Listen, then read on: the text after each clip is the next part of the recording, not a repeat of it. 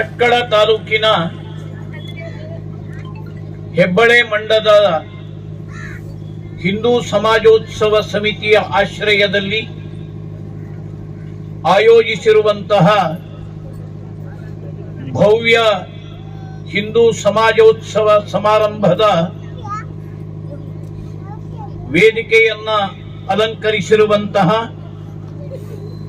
ಪರಮ ಪೂಜ್ಯ ಮಾತಾ ತೇಜೋಮಯಿಯವರ ಪಾದ ಪದ್ಮಜಗಳಿಗೆ ಭಕ್ತಿಪೂರ್ವಕವಾಗಿ ನಮಸ್ಕರಿಸುತ್ತಾ, ಅದೇ ವೇದಿಕೆಯಲ್ಲಿ ಅವರ ಅಕ್ಕಪಕ್ಕದಲ್ಲಿ ಆಸೀನರಾಗಿರುವಂತಹ ಸಮಾಜೋತ್ಸವ ಸಮಿತಿಯ ಅಧ್ಯಕ್ಷರು ಶ್ರೀ ರಾಮ ಹೆಬ್ಬಳೆಯವರೇ, ಈ ಪ್ರದೇಶದ ಗಣ್ಯ ಸಾಮಾಜಿಕ ಮುಖಂಡರಾಗಿ ಹಿಂದೂ ಆಂದೋಲನದ ಮಾರ್ಗದರ್ಶಕರಾಗಿ ನಿಂತಿರುವಂತಹ ಆತ್ಮೀಯ ಶ್ರೀ ಕೇಶವ ಮೊಗೇರಾರವರೇ, ಅವರ ಜೊತೆಯಲ್ಲಿಯೇ ವೇದಿಕೆಯನ್ನ ಅಲಂಕರಿಸಿರುವಂತಹ ವಿರಾಟ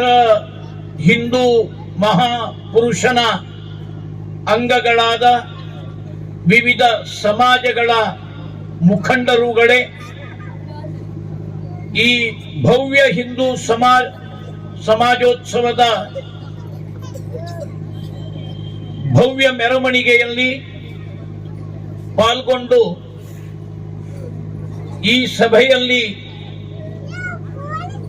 ಭಾಗವಹಿಸಿರುವಂತಹ ಈ ಗ್ರಾಮದ ಮಂಡಲದ ಸಜ್ಜನ ಬಂಧುಗಳೇ, ಶ್ರದ್ಧೆಯ ತಾಯಂದಿರೇ, ನೆಚ್ಚಿನ ಯುವಜನ ಮಿತ್ರರೇ, ಈಗಾಗಲೇ ಪ್ರಾಸ್ತಾವಿಕದಲ್ಲಿ ಶ್ರೀರಾಮ ಹೆಬ್ಬಳೆಯವರು ಈ ಸಮಾವೇಶದ ಉದ್ದೇಶವನ್ನ ತಮ್ಮ ಎದುರಿನಲ್ಲಿ ತೆರೆದಿಟ್ಟಿದ್ದಾರೆ. ಯಾಕೆ ಈ ಹಿಂದೂ ಸಮಾಜ ಉತ್ಸವ ಕೇವಲ RSSಗೆ 100 ವರ್ಷ ಆಯಿತು ಅನ್ನುವ ಕಾರಣದಿಂದಾಗಿ ಇಂತಹ ಕಾರ್ಯಕ್ರಮವನ್ನ ಆಯೋಜಿಸುವಂತಹ ಅವಶ್ಯಕತೆ ಇರಲಿಲ್ಲ. ಆದರೆ ಯಾವ ಉದ್ದೇಶಕ್ಕಾಗಿ RSS ಆರಂಭ ಆಯಿತು, ಆ ಉದ್ದೇಶದ ಸಾಕ್ಷಾತ್ಕಾರ ಕಳೆದ 100 ವರ್ಷದಲ್ಲಿ ಹೇಗೆ ಆಗಿದೆ ಅನ್ನುವುದನ್ನ ಪರೀಕ್ಷಿಸುವುದಕ್ಕಾಗಿ ಒಂದು ಸಿಂಹಾವಲೋಕನ ನಡೆದಿದೆ. ಸಿಂಹಾವಲೋಕನ ಅಂತ ಯಾವುದಕ್ಕೆ ಹೇಳ್ತಾರೆ? ಮೃಗರಾಜ ಸಿಂಹ ಕಾಡಿನಲ್ಲಿ ಹೆಜ್ಜೆಯನ್ನು ಇಟ್ಟು ಮುಂದಕ್ಕೆ ಮುಂದಕ್ಕೆ ಮುಂದಕ್ಕೆ ಬೆಟ್ಟವನ್ನ ಹತ್ತಿ ನಂತರದಲ್ಲಿ ತಿರುಗಿ ನೋಡ್ತದಂತೆ, ನಾನು ಎಷ್ಟು ದೂರ ಕ್ರಮಿಸಿ ಬಂದೆ ಅಂತ. ಅದನ್ನ ಸಿಂಹಾವಲೋಕನ ಅಂತ ಕರೀತಾರೆ. RSS ಈ 100 ವರ್ಷದಲ್ಲಿ ಸಾಧಿಸಿರುವುದು ಏನು? ತನ್ನ ಗುರಿಯನ್ನ ಮುಟ್ಟುವುದಕ್ಕಾಗಿ ಇಟ್ಟ ದಿಟ್ಟ ಹೆಜ್ಜೆಗಳು ಸಾರ್ಥಕ ಆಗಿದೆಯಾ ಅನ್ನುವುದರ ಸಿಂಹಾವಲೋಕನವನ್ನ ಸಂಘವಾಗಿ ಮಾಡಬಾರದು. ನನ್ನನ್ನು ನಾನು ಅಳೆದುಕೊಳ್ಳಬಾರದು, ನನಗೆ ನಾನು ಸರ್ಟಿಫಿಕೇಟ್ ಕೊಟ್ಕೊಳ್ಳಬಾರದು. ಅದನ್ನ ಪರೀಕ್ಷೆ ಅಂತ ಕರೆಯುವುದಿಲ್ಲ. ಸಂಘ 100 ವರ್ಷದಲ್ಲಿ ಸಾಧಿಸಿರುವುದು ಏನು ಅನ್ನುವುದನ್ನ ಸಮಾಜವೇ ಲೆಕ್ಕ ಹಾಕಬೇಕು ಮತ್ತು ಪರೀಕ್ಷೆ ಮಾಡಬೇಕು. ಯಾಕೆ ಅಂದ್ರೆ RSS ಹುಟ್ಟಿದ್ದೇ ಹಿಂದೂ ಸಮಾಜದ ಜಾಗೃತಿಗಾಗಿ, ಹಿಂದೂ ಸಮಾಜದ ಸಂಘಟನೆಗಾಗಿ. ಹಿಂದೂ ಸಮಾಜದ ಜಾಗೃತಿ ಎಷ್ಟಾಗಿದೆ, ಹಿಂದೂ ಸಮಾಜದ ಸಂಘಟನೆ ಭಾರತದಲ್ಲಿ ಆಗಿದೆಯಾ ಅನ್ನುವುದರ ಮೌಲ್ಯ ಮಾಪನಕ್ಕೆ ಈ 100 ವರ್ಷ ಒಂದು ಕಾಲಾವಕಾಶವನ್ನ ಮಾಡಿಕೊಟ್ಟಿದೆ.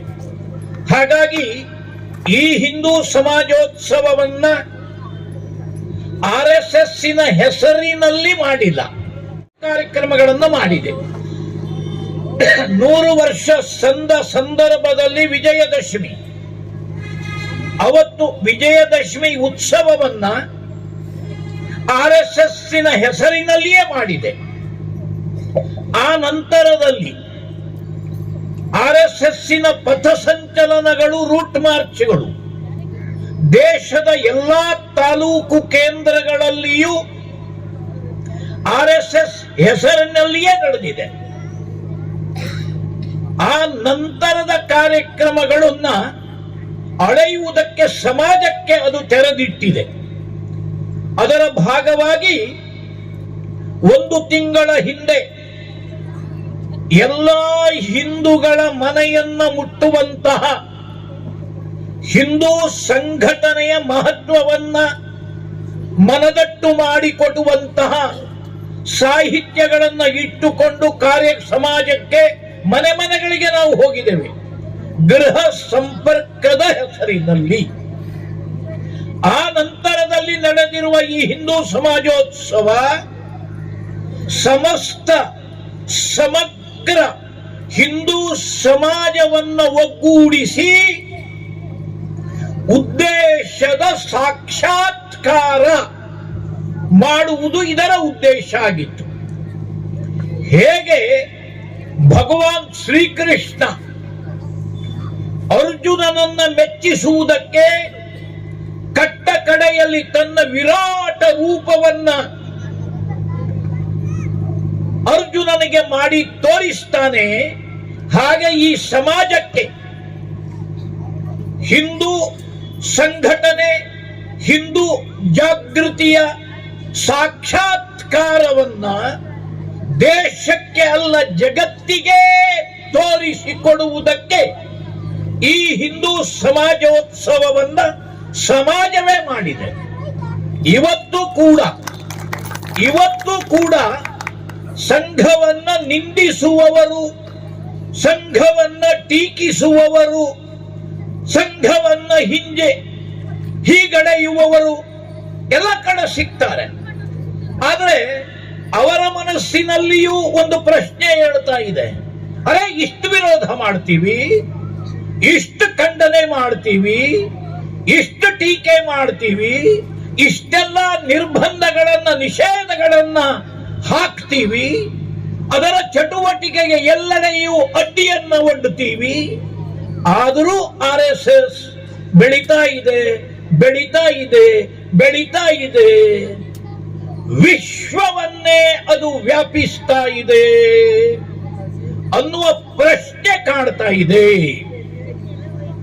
ಆದರೆ 8 ಜನ ಯುವಕರೊಂದಿಗೆ ಆರಂಭವಾದ RSS 1925 ವಿಜಯದಶಮಿಯ ದಿನ 8 ಜನ ಬಾಲಕರ ತಂಡದೊಂದಿಗೆ ಆರಂಭವಾದ RSS ಇವತ್ತು ಜಗತ್ತಿನ 108 ದೇಶಗಳಲ್ಲಿ ತನ್ನ ಚಟುವಟಿಕೆಯ ಜಾಲವನ್ನು ವಿಸ್ತರಿಸಿ ಭಾರತದ ನೆಲದಲ್ಲಿ ಮಾತ್ರ ಅಲ್ಲ, ಜಗತ್ತಿನ ಮೂಲೆಗಳಲ್ಲಿ ವಾಸಿಸುವ ಹಿಂದೂಗಳ ಹೃದಯದಲ್ಲಿ ಹಿಂದೂ ಸ್ವಾಭಿಮಾನವನ್ನ, ಹಿಂದೂ ಭಾವನೆಯನ್ನ ಬಡಿದು ಎಬ್ಬಿಸುವುದರ ಮೂಲಕ ಜಗತ್ತಿನ ಶಕ್ತಿಶಾಲಿ ಸಮಾಜ ಭಾರತ ಹಿಂದೂ ಸಮಾಜ ಅನ್ನುವುದರ ಸಾಕ್ಷಾತ್ಕಾರವನ್ನು ಮಾಡಿ ತೋರಿಸಿದೆ. ಹಿಂದೂಗಳಿಗೆ ಇದರ ಬಗ್ಗೆ ಎಷ್ಟು ಅರಿವುಂಟು ಇಲ್ಲವೋ ನನಗೆ ಗೊತ್ತಿಲ್ಲ. ಆದರೆ ಹಿಂದೂ ವಿರೋಧಿಗಳು ಯಾರಿದ್ದಾರೆ, ಭಾರತದ ಶತ್ರುಗಳು ಯಾರಿದ್ದಾರೆ, ಭಾರತವನ್ನ ನುಂಗಿ ನೀರು ಕುಡಿಬೇಕು ಅನ್ನುವ ದೇಶ ದ್ರೋಹಿಗಳು ಯಾರಿದ್ದಾರೆ, ಅವರಿಗೆ ಗೊತ್ತಾಗಿದೆ ಹಿಂದೂ ಸಮಾಜದ ಸಂಘಟಿತ ಶಕ್ತಿ, ಹಿಂದೂ ಸಮಾಜದ ಜಾಗೃತಿಯ ಪ್ರಭಾವ. ಹಾಗಾಗಿ ಅವರೆಲ್ಲರೂ ಕಂಗಾಲಾಗಿದ್ದಾರೆ.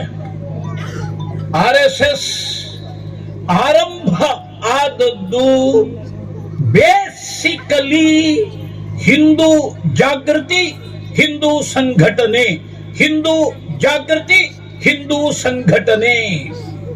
ಇವತ್ತು ಆ ಪರಿಸ್ಥಿತಿಯನ್ನ ಅರ್ಥ ಮಾಡಿಕೊಂಡ್ರೆ ಗೊತ್ತಾಗೋದಿಲ್ಲ. ಅವತ್ತು ಹೇಗಿತ್ತು?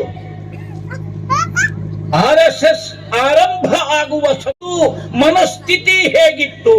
ಹಿಂದುತ್ವದ ಬಗ್ಗೆ ಜಗತ್ತಿನ ಅಭಿಪ್ರಾಯ ಹೇಗಿತ್ತು ಅನ್ನುವುದನ್ನು ನೆನಪಿಸಿಕೊಂಡಾಗ ಇವತ್ತಿನ ನಮ್ಮ ಶಕ್ತಿಯ ರೌದ್ರಾವತಾರ ಅದರ ಅರಿವು ನಮಗೆ ಆಗ್ತದೆ.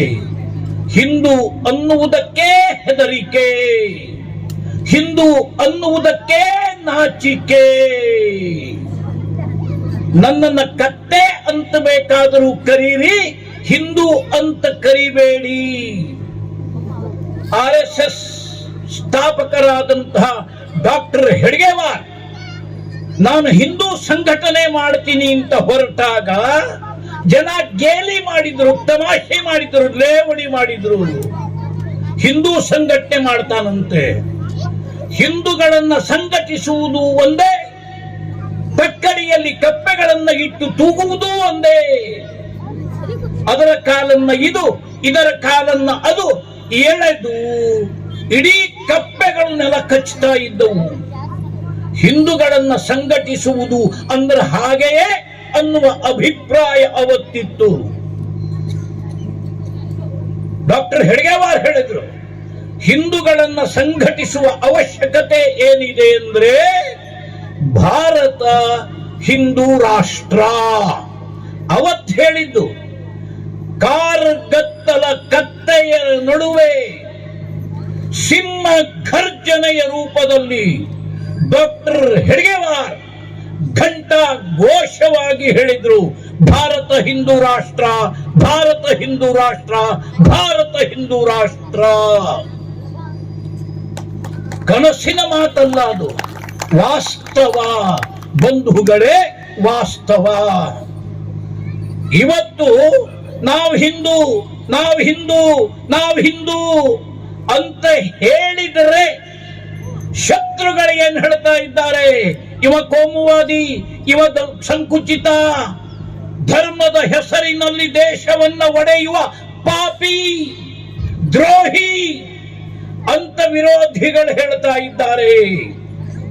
ಆದರೆ ವಾಸ್ತವ ಏನು ಬಂಧುಗಳೇ? ಭಾರತ ಹಿಂದೂಸ್ತಾನ್, ಭಾರತ ಹಿಂದೂಸ್ತಾನ್, ಭಾರತ ಹಿಂದೂಸ್ತಾನ್ ಅನ್ನುವುದನ್ನು RSS ಮೊದಲು ಹೇಳಿದ್ದಲ್ಲ, ಜಗತ್ತು ಒಪ್ಪಿಕೊಂಡ ಸತ್ಯ, ಜಗತ್ತೇ ಗುರುತಿಸಿದ ಸತ್ಯ ಅದು. ಉದಾಹರಣೆ ಹೇಳ್ತೇನೆ ಬಂಧುಗಳೇ, ಜಗತ್ತಿನಲ್ಲಿ ಇರುವಂತಹ 16 ಅಲ್ಲ 36 ಇಸ್ಲಾಮಿಕ್ ರಾಷ್ಟ್ರಗಳು, ಮುಸ್ಲಿಂ ದೇಶಗಳು, ಅರ್ಬಸ್ತಾನ್, ಪಾಕಿಸ್ತಾನ್, ಅಫ್ಘಾನಿಸ್ತಾನ್, ಉಜ್ಬೇಕಿಸ್ತಾನ್, ಆ ಎಲ್ಲ ದೇಶವು ಈ ನಮ್ಮ ಭಾರತವನ್ನ ಹೆಸರಿಸುವುದು ಹಿಂದೂಸ್ತಾನ್, ಹಿಂದೂಸ್ತಾನ್, ಹಿಂದೂಸ್ತಾನ್ ಅನ್ನುವ ಹೆಸರಿನಲ್ಲಿಯೇ. ಯಾವ ಮುಸ್ಲಿಂ ರಾಷ್ಟ್ರಗಳು ಕೂಡ ಭಾರತವನ್ನ ಇಂಡಿಯಾ, ಭಾರತವನ್ನ ಭಾರತ ಅಂತ ಕರೆಯುವುದಿಲ್ಲ. ಇಡೀ ಜಗತ್ತಿನ ಮುಸ್ಲಿಂ ರಾಷ್ಟ್ರಗಳು ಮಾತ್ರ ಅಲ್ಲ, ಭಾರತದಿಂದ ಹಜ್ ಯಾತ್ರೆಗೆ ಹೋಗುವಂತಹ ಭಾರತೀಯ ಮುಸಲ್ಮಾನನನ್ನು ಕೂಡ ಅವರು ಹೆಸರಿಸುವುದು ಹಿಂದೂ ಮುಸಲ್ಮಾನ್, ಹಿಂದೂ ಮುಸಲ್ಮಾನ್, ಹಿಂದೂ ಮುಸಲ್ಮಾನ್ ಅನ್ನುವ ಹೆಸರಿನಲ್ಲಿ. ಅಂತಾರಾಷ್ಟ್ರೀಯ ಮುಸ್ಲಿಂ ಸಂಘಟನೆಗಳು ಭಾರತದಲ್ಲಿ ಕೆಲಸ ಯಾವುದೇ ಮಾಡಲಿ, ಜಾಗತಿಕ ಮುಸ್ಲಿಂ ಸಂಘ ಸಂಸ್ಥೆಗಳು ಅದರ ಭಾರತದ ಅಂಗ ಸಂಸ್ಥೆಗೆ ಕಟ್ಟ ಕಡೆಯಲ್ಲಿ ಅವರು ಹೆಸರಿಡುವುದು ಜಮಾತೆ ಇಸ್ಲಾಮಿ ಹಿಂದ್. ಭಾರತದ ಭೂಭಾಗ ಅಂದ್ರೆ ಹಿಂದೂಸ್ತಾನ್ ಹಿಂದೂಸ್ತಾನ್ ಹಿಂದೂಸ್ತಾನ್. ಸಾರೇ ಜಹಾಂ ಸೆ ಅಚ್ಚಾ ಹಿಂದೂಸ್ತಾನ್ ಹಮಾರಾ. ಇದನ್ನು ಹೇಳಿದ್ಯಾರು? ಒಬ್ಬ ಮುಸಲ್ಮಾನ ಕವಿ. ಯಾರು ಪಾಕಿಸ್ತಾನವನ್ನ ಬೆಂಬಲಿಸಿ ಭಾರತದಿಂದ ಹೊರಟು ಹೋದ ಕವಿ ಇಕ್ಬಾಲ್, ಆತ ಬರೀತಾನೆ ಸಾರೇ ಜಹಾಂ ಸೆ ಅಚ್ಚಾ ಹಿಂದೂಸ್ತಾನ್ ಹಮಾರಾ. ಭಾರತ ಹಿಂದೂ ರಾಷ್ಟ್ರ. ಹಿಂದೂಸ್ತಾನ್ ಲೀವರ್,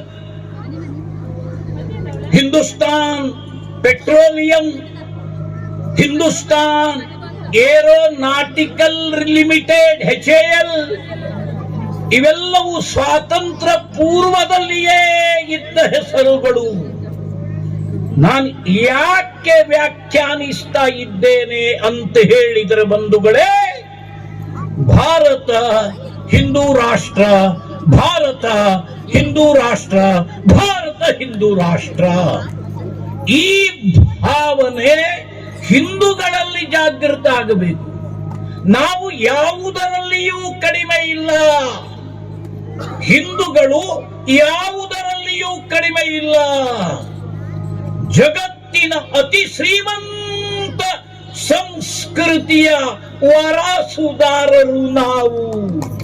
ಅತಿ ಶ್ರೀಮಂತ ಸಂಸ್ಕೃತಿಯ ವಾರಸುದಾರರು ನಾವು. ನಮ್ಮ ಇತಿಹಾಸ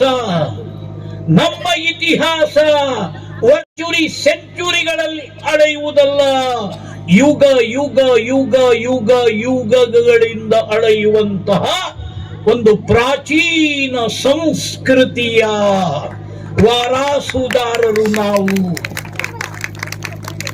ಸಿಂಧೂ ನದಿಯ ನಾಗರಿಕತೆಯ ಪಡೆ ಉಳಿಕೆಗಳು ನಾವು.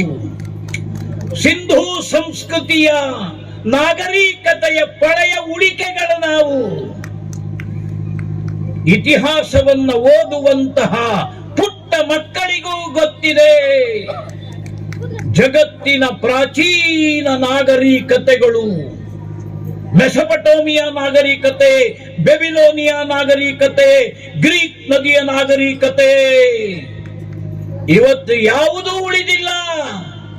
ಅವುಗಳ ಜೊತೆಯಲ್ಲಿಯೇ ಬದುಕಿ ಬಾಳಿದ ಸಿಂಧೂ ನದಿಯ ನಾಗರಿಕತೆಯ ವಾರಸುದಾರರು ನಾವು ಹಿಂದೂಗಳು, ನಾವು ಹಿಂದೂಗಳು, ನಾವು ಹಿಂದೂಗಳು. ಆದರೆ ಬಂಧುಗಳೇ, 1000 ವರ್ಷದ ಶತ್ರುಗಳ ಆಕ್ರಮಣ, 1000 ವರ್ಷದ ಶತ್ರುಗಳ ಆಕ್ರಮಣ ನಮ್ಮ ಸ್ವಾಭಿಮಾನವನ್ನ ಕೊಂದಿತ್ತು. ನಾವು ಯಾರು ಅನ್ನುವುದನ್ನೇ ಅದು ಮರೆತಿತ್ತು. ಆ ಇಸ್ಲಾಂ 600 ವರ್ಷ ಭಾರತವನ್ನ ಆಳಿದ ಆ ಇಸ್ಲಾಂ ಆಡಿದ್ದೇನು? ಹಿಂದುತ್ವದ ವಿರುದ್ಧವೇ ಅದರ ಯುದ್ಧ. ಹಿಂದುತ್ವವನ್ನ ನಾಶಪಡಿಸುವುದಕ್ಕಾಗಿಯೇ ಅದರ ಸಮರ, ಧ್ವಂಸ, ನಾಶ, ಕೊಲೆ, ಲೂಟಿ, ಹಿಂಸೆ, ರಕ್ತಪಾತವೇ ಅದರ ಅಸ್ತ್ರ ಆಗಿತ್ತು. ಅದು ಕೇವಲ ಭಾರತದಲ್ಲಿ ಮಾತ್ರ ಅಲ್ಲ ಅದನ್ನ ಮಾಡಿದ್ದು. ಯಾವ ನೆಲದ ಮೇಲೆ ಆ ಇಸ್ಲಾಂ ಆಕ್ರಮಣವನ್ನ ಎಸಗಿತ್ತು, ಆ ನೆಲಕ್ಕೆ ನೆಲವನ್ನ, ಸಂಸ್ಕೃತಿಗೆ ಸಂಸ್ಕೃತಿಯನ್ನ, ಇತಿಹಾಸಕ್ಕೆ ಇತಿಹಾಸವನ್ನ, ಜನಾಂಗಕ್ಕೆ ಜನಾಂಗವನ್ನೇ ಕೊಂದು ತಿಂದ ಆ ಇಸ್ಲಾಂ ಭಾರತದ ನೆಲದಲ್ಲಿಯೂ ಮೂಲ ಸಂಸ್ಕೃತಿಯಾದ ಹಿಂದುತ್ವವನ್ನ ಕೊಲ್ಲುವುದಕ್ಕಾಗಿ ಆಡಿದ ಆಟಕ್ಕೆ ಲೆಕ್ಕವೇ ಇಲ್ಲ. ಆ ಭಯಾನಕವಾದ ಆಕ್ರಮಣದ ಸಂದರ್ಭದಲ್ಲಿ ಹಿಂದುತ್ವವನ್ನ ಕೊಲ್ಲುವುದಕ್ಕೆ ಯಾವ ಹಿಂದುತ್ವ? ಭಾರತದ ಪ್ರಾಣವಾದ ಹಿಂದುತ್ವ, ಭಾರತದ ಉಸಿರಾದ ಹಿಂದುತ್ವ, ಭಾರತದ ಆತ್ಮವಾದ ಹಿಂದುತ್ವವನ್ನು ಕೊಲ್ಲುವುದಕ್ಕಾಗಿ ಅದು ಆಡಿದ ಆಟ. ಕ್ರೂರ, ಕ್ರೌರ್ಯ, ಭಯಾನಕ, ಭೀಕರ. ಭಾರತದ ಇತಿಹಾಸದ ಪುಟವನ್ನು ತಿರುವಿ ಹಾಕಿದರೆ ಅದರ ಅಟ್ಟಹಾಸಕ್ಕೆ ಒಂದೊಂದು ಪುಟವು ರಕ್ತರಂಜಿತ.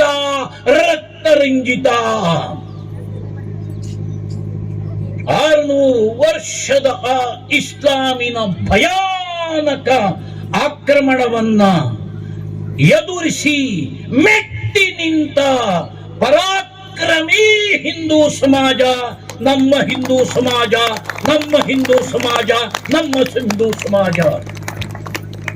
600 ನಂತರದ 300 ವರ್ಷ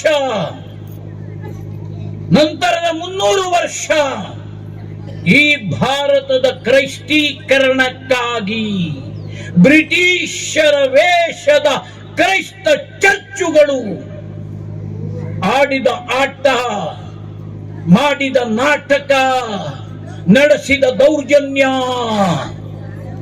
ಅದನ್ನು ಕೂಡ ಮೆಟ್ಟಿ ನಿಂತ ಪರಾಕ್ರಮಿ ಹಿಂದೂ ಸಮಾಜ, ನಮ್ಮ ಹಿಂದೂ ಸಮಾಜ. ಭಾರತದ ನೆಲದಲ್ಲಿ ಆ ಇಸ್ಲಾಮಿನ ಶವಪೆಟ್ಟಿಗೆಗೆ ಕಟ್ಟ ಕೊಡೆಯ ಮೊಳೆಯನ್ನ ಹೊಡೆದಂತ ಧೀಮಂತ ಛತ್ರಪತಿ ಶಿವಾಜಿ ಮಹಾರಾಜ್, ರಾಣಾ ಪ್ರತಾಪ ಸಿಂಹ, ಗುರು ಗೋವಿಂದ ಸಿಂಹ, ಛತ್ರಸಾಲ್, ನಾವು ಈ ತಂಪು ಹೊತ್ತಿನಲ್ಲಿ ಅವರನ್ನು ನೆನೆಸಿಕೊಳ್ಬೇಕು. ಬ್ರಿಟಿಷರು ಭಾರತ ಹಿಂದುತ್ವದ ಮೇಲೆಯೇ ಅವರು ಗದಾ ಪ್ರಹಾರವನ್ನ ಮಾಡಿದ್ರು. ಹಿಂದೂಗಳು ಮನುಷ್ಯರೇ ಅಲ್ಲ, ಹಿಂದೂಗಳು ಅಂದ್ರೆ ಅನಾಗರಿಕರು, ವಿದ್ಯೆ ಬುದ್ಧಿ ಅನ್ನುವುದು ಇವರಲ್ಲಿ ಇರಲೇ ಇಲ್ಲ. ಅಕ್ಷರಶಃ ಹಿಂದೂಗಳು ಅಂತ ಹೇಳಿದ್ರೆ ಕಾಡು ಮನುಷ್ಯರು ಅಂತ ಬಿಂಬಿಸಿದ್ರು. ಹಿಂದೂ ಸ್ವಾಭಿಮಾನವನ್ನ ಕೈ ಹಾಕಿದ್ರು. ಅದಕ್ಕಾಗಿಯೇ ಮೆಕಾಲೆ ಶಿಕ್ಷಣ ಪದ್ಧತಿಯನ್ನ ಭಾರತದಲ್ಲಿ ಜಾರಿಗೆ ತಂದ್ರು. ಆ ಮೂಲಕ ಹಿಂದೂ ಸ್ವಾಭಿಮಾನದ ಸಮಾಧಿ ಆಯಿತು. ಹಿಂದೂಗಳಿಗೆ ನಾವು ಹಿಂದೂಗಳು ಅನ್ನುವುದೇ ಮರೆತು ಹೋಯಿತು. ಅದರ ದುಷ್ಪರಿಣಾಮದ ಬದಲಾವಣೆ ಮಾಡುವುದಕ್ಕಾಗಿ ಡಾಕ್ಟರ್ ಕೇಶವ ಬಲಿರಾಮ್ ಹೆಡ್ಗೇವಾರ್ ಹಿಂದೂ ಜಾಗೃತಿ, ಹಿಂದೂ ಸಂಘಟನೆಯ ಕಾರ್ಯಕ್ಕೆ ಕೈ ಹಾಕಿದರು. ಆ ಪರಿಸ್ಥಿತಿಯಿಂದ ಇವತ್ತಿನ ಪರಿಸ್ಥಿತಿಯವರೆಗೆ ಸಿಂಹಾವಲೋಕನವನ್ನ ಮಾಡೋಣ ಬಂಧುಗಳೇ. ಇದೇವತ್ತಿನ ಈ ಕಾರ್ಯಕ್ರಮವೇ, ಇವತ್ತಿನ ಈ ಹಿಂದೂ ಸಮಾಜೋತ್ಸವ. ಬಹಳ ಕಡೆಗಳಲ್ಲಿ ಹಿಂದೂ ಸಮ್ಮೇಳನ, ಮತ್ತೆ ಕೆಲವು ಕಡೆಗಳಲ್ಲಿ ಹಿಂದೂ ಸಮಾವೇಶ, ಇನ್ನು ಕೆಲವು ಕಡೆಗಳಲ್ಲಿ ಹಿಂದೂ ಸಂಗಮ. ಇಮ್ಯಾಜಿನ್ ಮಾಡ್ಲಿಕ್ಕೆ ಸಾಧ್ಯ ಇಲ್ಲ ಬಂಧುಗಳೇ. ಉತ್ತರದ ಕಾಶ್ಮೀರದಿಂದ ಹಿಡಿದು ದಕ್ಷಿಣದ ಕನ್ಯಾಕುಮಾರಿಯವರೆಗೆ, ಪೂರ್ವದ ಅಟಕ್ನಿಂದ ಹಿಡಿದು ಕಟಕ್ನಿಂದ ಹಿಡಿದು ಪಶ್ಚಿಮದ ಅಟಕ್ಕಿನವರೆಗೆ, ಕಚ್ ನಿಂದ ಕಾಮರೂಪದವರೆಗೆ 85,000 ಸ್ಥಾನಗಳಲ್ಲಿ ಈ ಸಮಾಜೋತ್ಸವ ಈ ಒಂದು ತಿಂಗಳ ಅವಧಿಯಲ್ಲಿ ಸಂಪನ್ನಗೊಳ್ತಾ ಇದೆ.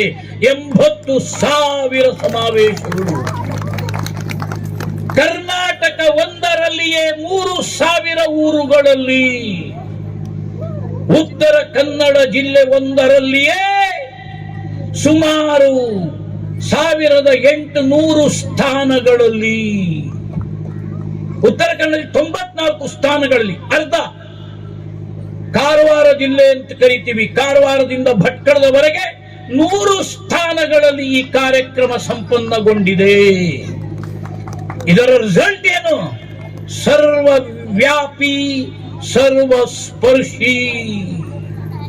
ಸರ್ವವ್ಯಾಪಿ ಒಂದು ಗ್ರಾಮ ಪಂಚಾಯಿತಿಯಲ್ಲಿ ನಡೆಯುವುದರಿಂದ ಆ ಗ್ರಾಮ ಪಂಚಾಯಿತಿ ವ್ಯಾಪ್ತಿಯ ಎಲ್ಲಾ ಹಳ್ಳಿಗಳಿಂದ, ಹೆಬ್ಬಡೆ ಗ್ರಾಮ ಪಂಚಾಯಿತಿಯ ವ್ಯಾಪ್ತಿಯ ಎಲ್ಲಾ ಮನೆಗಳಿಂದ ಅದ್ಭುತವಾದ ಹಿಂದೂ ಏಕತೆಯ ಸಾಕ್ಷಾತ್ಕಾರ. ಒಂದು 100 ವರ್ಷದಲ್ಲಿ ಒಂದು ಸಂಘಟನೆ ಈ ಸ್ವರೂಪದಲ್ಲಿ ಬೆಳೆಯಬಹುದು. ಕಲ್ಪನೆ ಮಾಡ್ತೀರಾ ನೀವು? ಬೆಳೆಯುವುದು ಬೆಳೆಯುವುದು ಬೆಳೆಯುತ್ತಲೇ ಹೋಗುವುದು 100 ವರ್ಷಗಳ ಕಾಲ. ನನಗನ್ನಿಸ್ತದೆ ಜಗತ್ತಿನ ಇತಿಹಾಸದಲ್ಲಿ ಯಾವುದೇ ಒಂದು ಸಂಘಟನೆ, ಯಾವುದೇ ಒಂದು ಆಂದೋಲನ 100 ವರ್ಷಗಳ ಕಾಲ ನಿರಂತರವಾಗಿ ವಿಸ್ತಾರಗೊಳ್ಳುವುದು ತನ್ನ ಉದ್ದೇಶದ ಕಡೆಗೆ ದಾಪುಗಾಲು ಹಾಕುವುದು. ಹಿಂದೂ ಸಂಘಟನೆ, ಹಿಂದೂ ಏಕತೆ, ಹಿಂದೂ ಸಂಘಟನೆ, ಹಿಂದೂ ಏಕತೆ. ನಾವೆಲ್ಲ ಹಿಂದೂ, ನಾವೆಲ್ಲ ಒಂದು, ನಾವೆಲ್ಲ ಬಂಧು ಅನ್ನುವ ಘೋಷಣೆಗಳು ದಕ್ಷಿಣದ ಕನ್ಯಾಕುಮಾರಿಯಿಂದ ಉತ್ತರದ ಹಿಮಾಲಯಕ್ಕೆ ಅಪ್ಪಳಿಸಿ ವಾಪಸ್ ಪ್ರತಿಧ್ವನಿ ಭಾರತದ ಉದ್ದಗಲದಲ್ಲಿ ಮೊಳಗುವ ದೃಶ್ಯಾವಳಿಗಳು ರೋಮಾಂಚನವನ್ನು ನಿರ್ಮಾಣ ಮಾಡ್ತಾ ಇದೆ. ಬಂಧುಗಳೇ, ಹಿಂದೂ ಏಕತೆ ಇವತ್ತಿನ ವೇದಿಕೆಯೇ ಅದಕ್ಕೆ ಸಾಕ್ಷಿ. ಇವತ್ತಿನ ಶೋಭಾಯಾತ್ರೆಯೇ ಅದರ ಸಾಕ್ಷಾತ್ಕಾರ. ಏನೇನು ಮಾತಾಡ್ತಾ ಇದ್ರು, ಏನೇನು ಮಾಡ್ತಾ ಇದ್ರು, ಹಿಂದೂ ಸಂಘಟನೆ ಸಾಧ್ಯವೇ ಇಲ್ಲ. ಅದರ ಸಾಕ್ಷಾತ್ಕಾರ ಇವತ್ತು ಇಡೀ ದೇಶದಲ್ಲಿ ಅಲ್ಲ ಬಂಧುಗಳೇ, ವಿಶ್ವದಲ್ಲಿ 108 ದೇಶಗಳಲ್ಲಿ ಹಿಂದೂ ರಾಷ್ಟ್ರ. ಭಾರತ ಹಿಂದೂ ರಾಷ್ಟ್ರ. ಜಗತ್ತಿನಲ್ಲಿ ಸುಮಾರು 180 ಕೋಟಿ ಮುಸಲ್ಮಾನರಿದ್ದಾರಂತೆ, 1150 ಕೋಟಿ ಕ್ರೈಸ್ತರಿದ್ದಾರಂತೆ. ಆ 180 ಕೋಟಿ ಮುಸಲ್ಮಾನರು 40 ದೇಶಗಳಲ್ಲಿ ಹರಿದು ಹಂಚಿ ಹೋಗಿದ್ದಾರಂತೆ. 150 ಕೋಟಿ ಕ್ರೈಸ್ತರು 70 ದೇಶಗಳಲ್ಲಿ ಚದುರಿ ಚೆಲ್ಲಾಪಿಲ್ಲಿಯಾಗಿದ್ದಾರಂತೆ. ಆದರೆ ಬಂಧುಗಳೇ, 100 ಕೋಟಿ ಹಿಂದೂಗಳು ಒಂದೇ ಒಂದು ದೇಶದಲ್ಲಿ ನಾವು ಹಿಂದೂಗಳು, ನಾವು ಹಿಂದೂಗಳು, ನಾವು ಹಿಂದೂಗಳು ಅಂತ ಹೇಳಿ ಸ್ವಾಭಿಮಾನದಿಂದ ಕುಣಿದು ಕುಪ್ಪಳಿಸುವ ಶಕ್ತಿ ಇದೆಯಲ್ಲ, ಈ ಶಕ್ತಿಯೇ ನಾಳೆ ಜಗತ್ತನ್ನ ಆಳುವುದು. ಈ ಶಕ್ತಿಯೇ ನಾಳೆ ಜಗತ್ತನ್ನ ಆಳುವುದು. ಕತ್ತಲೆ ಇದ್ದಾಗ ಕಳ್ಳರ ಕಾಟ, ಪುಂಡರ ಕಾಟ, ದುಷ್ಟರ ಆಟ ಕತ್ತಲೆಯಲ್ಲಿ. ಆ ಕತ್ತಲೆಯನ್ನ ತೊಳೆಯುವಂತಹ ಸಂಘಟಿತ ಹಿಂದೂ ಸಮಾಜದ ಪ್ರಚಂಡ ಬೆಳಕು ಇವತ್ತು ದೇಶದಲ್ಲಿ ಕಾಣಬರ್ತಾ ಇದೆ. ಬಂಧುಗಳೇ, ನಾನು ಆಗಲೇ ಉಲ್ಲೇಖ ಮಾಡಿದಂತೆ ಹಿಂದೂ ಸಂಘಟನೆ, ಹಿಂದೂ ಜಾಗೃತಿಯ ಪರಿಣಾಮ ಏನು ಅನ್ನುವುದು ಹಿಂದೂಗಳಿಗೆ ಗೊತ್ತಿರಲಿಕ್ಕಿಲ್ಲ, ಶತ್ರುಗಳಿಗೆ ಗೊತ್ತಿದೆ. ಶತ್ರುಗಳಿಗೆ ಗೊತ್ತಿದೆ. ಯಾರು ಈ ಭಾರತದ ನಾಶಕ್ಕಾಗಿ ಆಡಬಾರದ ಆಟಗಳನ್ನು ಆಡಿಕೊಂಡು ಬಂದರೋ ಅವರಿಗೆ ಗೊತ್ತಾಗಿದೆ ಈ ಸಂಘಟಿತ ಜಾಗೃತ ಹಿಂದೂ ಶಕ್ತಿ ನಮ್ಮ ದುಷ್ಟತನಕ್ಕೆ ಮೆಟ್ಟಿ ನಿಲ್ಲುವ ತಾಕತ್ತನ್ನ ಸಂಪಾದನೆ ಮಾಡ್ತಾ ಇದೆ. ಭಾರತದ ಇಸ್ಲಾಮೀಕರಣದ ಕನಸಂತೆ ಅದರಲ್ಲಿ ಏನು ತಪ್ಪಿಲ್ಲ. ಜಗತ್ತನ್ನೇ ಇಸ್ಲಾಮೀಕರಣ ಮಾಡ ಹೊರಟವರಿಗೆ ಭಾರತದ ಇಸ್ಲಾಮೀಕರಣ ಮಾಡುವುದು ಕರ್ತವ್ಯ. ಅದು ಅಕಸ್ಮಾತ್ ಈ ಹಿಂದೂ ಸಮಾಜ ಜಾಗೃತ ಇಲ್ಲದೆ ಇದ್ರೆ ಅದು ಸಾಧ್ಯ ಇತ್ತು ಬಂಧುಗಳೇ. ಕಳೆದ 10-20 ವರ್ಷದಲ್ಲಿ ಜಾಗೃತ ಹಿಂದೂ ಸಮಾಜ, ಸಂಘಟಿತ ಹಿಂದೂ ಸಮಾಜ ಆ ದುಷ್ಟ ಶಕ್ತಿಗಳ ಅಟ್ಟಹಾಸವನ್ನ ಮೆಟ್ಟಿ ನಿಲ್ಲುವುದಕ್ಕೆ ತನ್ನ ವಿರಾಟ ರೂಪವನ್ನ ಪ್ರದರ್ಶನ ಮಾಡಿ ಅವುಗಳು ಸದ್ದು ಅಡಗಿ ಬಿಲವನ್ನ ಸೇರುವ ದೃಶ್ಯಗಳನ್ನು ನಾವು ಇವತ್ತು ನೋಡ್ತಾ ಇದ್ದೀವಿ.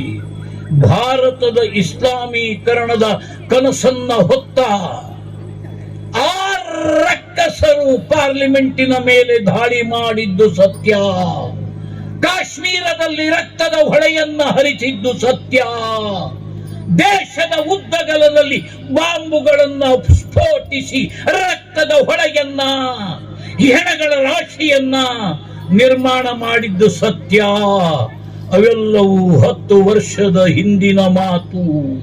ಅವೆಲ್ಲವೂ 10 ವರ್ಷದ ಹಿಂದಿನ ಮಾತು.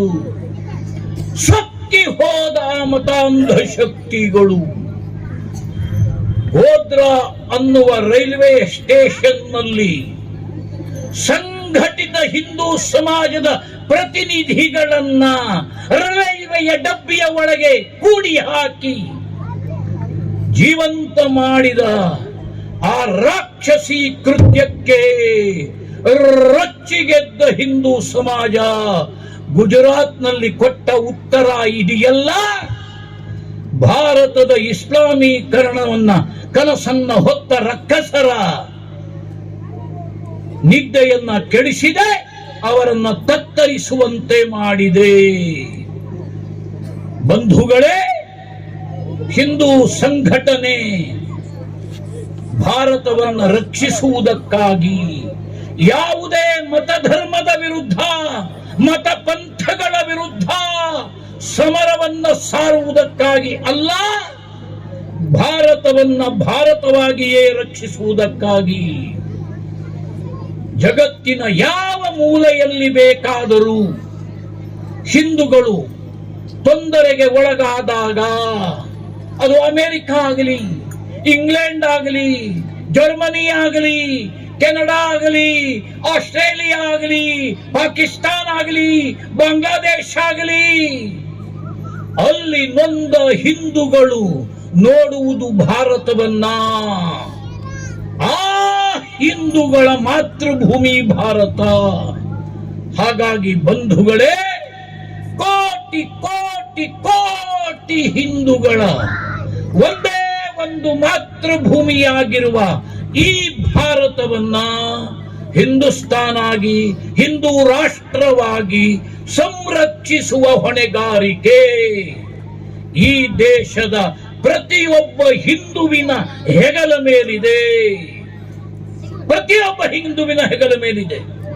ಹೇಗೆ ನಮ್ಮ ಹಿರಿಯರು ಸಾವಿರಾರು ವರ್ಷ ಸಂಘರ್ಷವನ್ನ ಮಾಡಿ ತಮ್ಮ ಪ್ರಾಣವನ್ನ ಬಲಿಕೊಟ್ಟು ಕುತ್ತಿಗೆಯನ್ನು ನೇಣುಗೊಂಬಕ್ಕೆ ಒಡ್ಡಿ ಖಡ್ಗಕ್ಕೆ ತಲೆಯನ್ನ ಕೊಟ್ಟು ಈ ಧರ್ಮವನ್ನ, ಈ ಸಮಾಜವನ್ನ, ಈ ಸಂಸ್ಕೃತಿಯನ್ನ ಸಂರಕ್ಷಿಸಿ ನಮ್ಮವರೆಗೆ ತಂದು ಕೊಟ್ಟರೋ, ಈ ಧರ್ಮವನ್ನ, ಈ ಹಿಂದೂ ಧರ್ಮವನ್ನ, ಈ ಹಿಂದೂ ಸಮಾಜವನ್ನ, ಈ ಹಿಂದೂ ಸಂಸ್ಕೃತಿಯನ್ನ, ಈ ನಮ್ಮ ಹಿಂದೂ ದೇಶವನ್ನ ಮುಂದಿನ 3ನೇ ತಲೆಮಾರು ಅಲ್ಲ, 30ನೇ ತಲೆಮಾರು ಅಲ್ಲ, 300 ತಲೆಮಾರಿನವರೆಗೆ ಭಾರತವಾಗಿಯೇ, ಹಿಂದೂಸ್ತಾನ ಆಗಿಯೇ ರಕ್ಷಿಸಿ ಕಾಯ್ದಿಡುವ ಜವಾಬ್ದಾರಿ ಪ್ರತಿಯೊಬ್ಬ ಹಿಂದುವಿನ ಹೆಗಲ ಮೇಲಿದೆ. ಪ್ರತಿಯೊಬ್ಬ ಹಿಂದೂ ದೇಶದ ರಕ್ಷಣೆಯಲ್ಲಿ ನನ್ನ ಪಾತ್ರ ಏನು, ಧರ್ಮದ ಉಳಿವಿನಲ್ಲಿ ನನ್ನ ಜವಾಬ್ದಾರಿ ಏನು, ಸಮಾಜ ಸಂಸ್ಕೃತಿಯ ರಕ್ಷಣೆಗೆ ನನ್ನ ಕರ್ತವ್ಯ ಏನು ಅನ್ನುವುದನ್ನು ಲೆಕ್ಕಾಚಾರ ಮಾಡುವ ಯೋಚನೆ ಮಾಡುವ ಕಾಲಘಟ್ಟಕ್ಕೆ ನಾವು ಬಂದು ನಿಂತಿದ್ದೇವೆ ಬಂಧುಗಳೇ. ನಡೆದಿದೆ. ಯಾಕಿಲ್ಲದೆಯೇ ಭಾರತದ ಇಸ್ಲಾಮೀಕರಣದ proxy war, land jihad, economic jihad, love jihad, demographical jihad, ಜನಸಂಖ್ಯಾ ಜೆಹಾದ್, ಅಂಡರ್ ವರ್ಲ್ಡ್ ಜೆಹಾದ್. ಒಂದಲ್ಲ, ಎರಡಲ್ಲ, ಮೂರಲ್ಲ, ನಾಲ್ಕಲ್ಲ, 5 ತರದ ಜೆಹಾದ್ಗಳು ಭಾರತದ ಇಸ್ಲಾಮೀಕರಣಕ್ಕಾಗಿ ಹೇಳ್ತಾರೆ. ಇವತ್ತು ಈ ದೇಶದಲ್ಲಿ, ಭಾರತದಲ್ಲಿ ನಂಬರ್ 1 ಲ್ಯಾಂಡ್ ಲಾರ್ಡ್ ನಾವೇ. ನಂಬರ್ 1 ಯಾರಂತೆ? ವಕ್ಫ್ ಬೋರ್ಡ್ ಅಂತೆ. ವಕ್ಫ್ ಬೋರ್ಡಿನ ಮೊದಲನೆಯ ಲೈನೇ ಅದಿದೆ. ಇಡೀ ಭಾರತದ number 1 land holder, landlord Waqf Board ಅಂತೆ. ಮೊನ್ನೆ ಕೇಂದ್ರ ಸರ್ಕಾರ ವಕ್ಫ್ ಬೋರ್ಡ್ಗೆ ತಿದ್ದುಪಡಿ ತರುವವರೆಗೆ ಅದು ಸತ್ಯ ಆಗಿತ್ತು. ಈಗ ಇದೆ ಸತ್ಯ. ಈಗ ಬಯಲಾಗ್ತಿದೆ ಸತ್ಯ. ಕಂಡ ಭೂಮಿಯೆಲ್ಲ ತಮ್ಮದು ಅಂತ ಹೇಳಿಕೊಂಡು, ಅದು ಅಲ್ಲಾಹುನ ಪ್ರಾಪರ್ಟಿ ಅಂತೇಳಿ ಬೋರ್ಡ್ ಹಾಕೊಂಡು, ಒನ್ಸ್ ಎ ಅಲ್ಲಾಹು ಪ್ರಾಪರ್ಟಿ, ಪರ್ಮನೆಂಟ್ ಅಲ್ಲಾಹು ಪ್ರಾಪರ್ಟಿ ಅಂತ ಹೇಳಿಕೊಂಡಂತಹ ಜನಕ್ಕೆ ಮೊನ್ನೆ 2025ರ ವಕ್ಫ್ ಬೋರ್ಡ್ ತಿದ್ದುಪಡಿ ಕೊಡಲಿಯ ಏಟನ್ನ ಕೊಡ್ತಾ ಇದೆ. ಅಕ್ರಮವಾಗಿ ಅತಿಕ್ರಮಿಸಿ ಕಂಡ ನೆಲವೆಲ್ಲ ತಮ್ಮದು ಅಂತ ಹೇಳುವುದಕ್ಕೆ ಬ್ರೇಕ್ ಬಿದ್ದಿದೆ. ಹಿಂದೂ ಜಾಗೃತಿಯ ಪರಿಣಾಮ. ಎಕನಾಮಿಕ್ ಜೆಹಾದ್ ಇಡೀ ಸಮಾಜವನ್ನ ತಮ್ಮ ಗುಲಾಮರನ್ನಾಗಿ ಮಾಡಿಕೊಳ್ಳುವುದಕ್ಕೆ, ವ್ಯಾಪಾರ ವ್ಯವಹಾರಗಳನ್ನ ತಮ್ಮ ಹಿಡಿತದಲ್ಲಿ ಇಟ್ಟುಕೊಂಡು ಆರ್ಥಿಕ ಜೆಹಾದ್, ಪಾಪ್ಯುಲೇಷನ್ ಜೆಹಾದ್, ಅದನ್ನು ನಿಮಗೆ ವಿವರಿಸುವ ಅವಶ್ಯಕತೆ ಇಲ್ಲ. ಹೊಸ ನಗರಸಭೆಯ ರಚನೆಯ ಮೂಲಕ, ಹೊಸ ನಗರಸಭೆಯ ರಚನೆಯ ಮೂಲಕ ಮುಂದಿನ ದಿನಗಳಲ್ಲಿ ಭಟ್ಕಳದಲ್ಲಿ ಆಗುವ ಅನಾಹುತವನ್ನ ನೀವೇ ಪ್ರತ್ಯಕ್ಷವಾಗಿ ಕಾಣುವವರಿದ್ದೀರಿ. ವಿವರಿಸುವುದಕ್ಕೆ ಹೋಗುವುದಿಲ್ಲ. ಬುದ್ಧಿ ಇದ್ದವನಿಗೆ ಅರ್ಥ ಆಗ್ತದದು. Demographical jihad, population jihad. ಭಾರತದ ಇಸ್ಲಾಮೀಕರಣಕ್ಕಾಗಿ ನಡೆದಿರುವಂತಹ 16 ಯುದ್ಧಗಳು, ಲವ್ ಜೆಹಾದ್. ಅದು ಕೇವಲ ಒಂದು ಯುವಕನ ನಡುವೆ ನಡೆಯುವ ಪ್ರೇಮದ ಪ್ರಶ್ನೆ ಅಲ್ಲ ಬಂಧುಗಳೇ. ಹಿಂದೂ ಮಹಿಳೆಯರ ಮೇಲೆ ನಡೆಯುವಂತಹ ಯೋಜನಾಬದ್ಧವಾದ ಯುದ್ಧ. ಯೋಜನಾಬದ್ಧವಾದ ಯುದ್ಧ. ವಯೋಮಿತಿಯ ಅಂತರವೇ ಇಲ್ಲ. ಹೆಣ್ಣು ಅಂದ್ರೆ ಹೆರಿಗೆಯ ಯಂತ್ರ. ಹೆಣ್ಣು ಅಂದ್ರೆ ಒಂದು ಮಾರಾಟದ ಸರಕು. ಹೆಣ್ಣು ಅಂತ ಹೇಳಿದ್ರೆ ಒಂದು ಭೋಗದ ವಸ್ತು. ಅದಕ್ಕಾಗಿ ಟಾರ್ಗೆಟ್ ಹಿಂದೂ ಮಹಿಳೆಯರು. ಉದಾಹರಣೆಗೆ ಹೇಳ್ತೇನೆ ನಾನು. ಮೊನ್ನೆ ಬಾಂಗ್ಲಾದಲ್ಲಿ ಹಿಂದೂಗಳ ಮೇಲೆ ದೌರ್ಜನ್ಯ ಅನ್ನುವ ಸುದ್ದಿಯನ್ನ ನಾವು ಏನು ಕೇಳಿದೆವು? ಹಿಂದೂ ಮಹಿಳೆಯರ ಅಪಹರಣ, ಹಿಂದೂ ಮಹಿಳೆಯರ ಬಲಾತ್ಕಾರದ ಅಪಹರಣ, ಮತಾಂತರ ಮತ್ತು ಮದುವೆ, ಹಿಂದೂ ಯುವತಿಯರ ಮೇಲೆ ಅಮಾನುಷ ಅತ್ಯಾಚಾರ, ಕಗ್ಗೊಲೆ. ಟಾರ್ಗೆಟ್ ಹಿಂದೂ ಮಹಿಳೆಯರು. Love jihad, underworld jihad. ಒಬ್ಬ ವ್ಯಕ್ತಿಯ ಹೆಸರನ್ನ ನಿಮಗೆ ನೆನಪಿಸಿದರೆ ಗೊತ್ತಾಗ್ತದೆ. ದಾವೂದ್ ಇಬ್ರಾಹಿಂ. ಅವತ್ತೊಬ್ಬ ಇದ್ದ ಹಾಜಿ ಮಸ್ತಾನ್. ಅದರ ಬೆಳವಣಿಗೆಯ ಮಹಾ ಏನು ಪಾಪ ಇದೆ ಅದನ್ನ ಅರ್ಥ ಮಾಡಿಕೊಳ್ಳುವುದರ ಒಳಗಾಗಿ ಅರ್ಧ ಮುಂಬೈ ಭಸ್ಮ ಆಗೋಯ್ತು. ಆ ಹಾಜಿ ಮಸ್ತಾನನ ಅಂಡರ್ ವರ್ಲ್ಡ್ ಡಿಸೆಂಬರ್ 1992 ಮುಂಬೈನಲ್ಲಿ ಅದರ ದರ್ಶನ ಆಯಿತು. ರಕ್ತಪಾತ, ನರಮೇಧ, ಅಂಡರ್ ವರ್ಲ್ಡ್ ಜೆಹಾದ್. ಇದನ್ನ ಮೆಟ್ಟಿ ನಿಲ್ಲುವ, ತುಳಿದು ಹಾಕುವ ಒಂದು ಜಾಗೃತ ಹಿಂದೂ ಸಮಾಜ ನಮ್ಮ ನಮ್ಮ ಮನೆಯನ್ನ, ನಮ್ಮ ನಮ್ಮ ಓಣಿಯನ್ನ, ನಮ್ಮ ನಮ್ಮ ಬೀದಿಯನ್ನ, ನಮ್ಮ ನಮ್ಮ ಗಲ್ಲಿಯನ್ನ, ನಮ್ಮ ನಮ್ಮ ಪೇಟೆಯನ್ನ, ನಮ್ಮ ನಮ್ಮ ಪಟ್ಟಣವನ್ನ ಸಂರಕ್ಷಿಸುವುದು ಹೇಗೆ ಅನ್ನುವುದರ ಬಗ್ಗೆ ಈ ಜಾಗೃತ ಹಿಂದೂ ಸಮಾಜ ಚಿಂತನೆಯನ್ನ ಮಾಡಬೇಕು. ನಾವೆಲ್ಲ ಹಿಂದೂ, ನಾವೆಲ್ಲ ಒಂದು, ನಾವೆಲ್ಲ ಬಂದು ಸತ್ಯ ಆ ಹಂತಕ್ಕೆ ನಾವು ಬಂದು ಮುಟ್ಟಿದ್ದೇವೆ. ಇರುವುದು ಬಂಧುಗಳೇ, ಹಿಂದೂ ಅನ್ನುವುದು ಘೋಷಣೆ ಅಲ್ಲ, ಹಿಂದೂ ಅನ್ನುವುದು ಆಚರಣೆ. ಹಿಂದೂ ಅನ್ನುವುದು ಆಚರಣೆ, ಇದು ಘೋಷಣೆ ಅಲ್ಲ. ಹಿಂದೂ ಅನ್ನುವುದು ಪ್ರದರ್ಶನ ಅಲ್ಲ, ಹಿಂದೂ ಅನ್ನುವುದು ವ್ಯವಹಾರ. ನನ್ನ ಮಾತು, ನನ್ನ ಕಥೆ, ನನ್ನ ವ್ಯವಹಾರ, ನನ್ನ ನಡವಳಿಕೆ, ನನ್ನ ಧರ್ಮವನ್ನ, ನನ್ನ ಸಮಾಜವನ್ನ, ನನ್ನ ಸಂಸ್ಕೃತಿಯನ್ನ ಸಂರಕ್ಷಿಸುವುದಕ್ಕೆ ಪೂರಕ ಆಗಿದೆಯಾ? ಒಡೆದು ಆಳುವ ನೀತಿ ಇವತ್ತಿಗೂ ಮುಂದುವರೆದಿದೆ. ಅದನ್ನು ವಿವರಿಸುವುದಕ್ಕೆ ನಾನು ಹೋಗುವುದಿಲ್ಲ. ನಮ್ಮ ಊರಿನಲ್ಲಿ, ನಮ್ಮ ಗಲ್ಲಿಯಲ್ಲಿ, ನಮ್ಮ ಪೇಟೆಯಲ್ಲಿ ಹಿಂದೂ ಸಮಾಜವನ್ನ ಯಾವ ಯಾವ ರೀತಿಯಲ್ಲಿ ಜಾತಿಯ ಹೆಸರಿನಲ್ಲಿ, ಭಾಷೆಯ ಹೆಸರಿನಲ್ಲಿ, ಪಂಥದ ಹೆಸರಿನಲ್ಲಿ, ಪಂಗಡದ ಹೆಸರಿನಲ್ಲಿ, ಪಕ್ಷದ ಹೆಸರಿನಲ್ಲಿ ಛಿದ್ರಗೊಳಿಸುವುದರ ಮೂಲಕ ಬಲಿಷ್ಠ ಹಿಂದೂ ಸಮಾಜವನ್ನ ದುರ್ಬಲಗೊಳಿಸುವಂತಹ ಪ್ರಾಕ್ಸಿ ವಾರ್, ಕಣ್ಣಿಗೆ ಕಾಣದ ಯುದ್ಧ, ನಮ್ಮವರನ್ನೇ ಚೂಬಿಟ್ಟು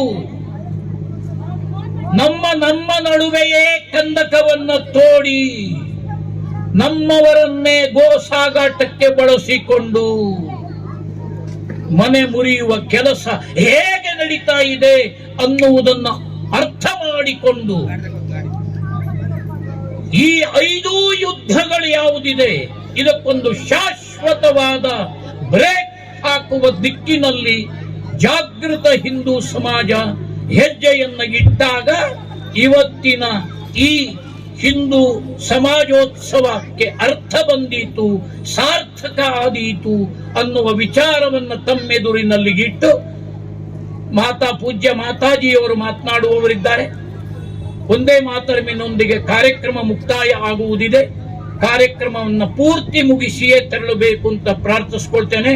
ಜೈ ಶ್ರೀರಾಮ್, ಜೈ ಶ್ರೀರಾಮ್, ಜೈ ಶ್ರೀರಾಮ್. ಆರ್ಕೆ ಟಿವಿ ಸದೃಢ ಸಮಾಜಕ್ಕಾಗಿ ಈ ಕಾರ್ಯಕ್ರಮ ತಮಗೆ ಇಷ್ಟವಾದಲ್ಲಿ ದಯವಿಟ್ಟು ಲೈಕ್ ಮಾಡಿ, ಶೇರ್ ಮಾಡಿ, ಸಬ್ಸ್ಕ್ರೈಬ್ ಮಾಡಿ. ಧನ್ಯವಾದಗಳು.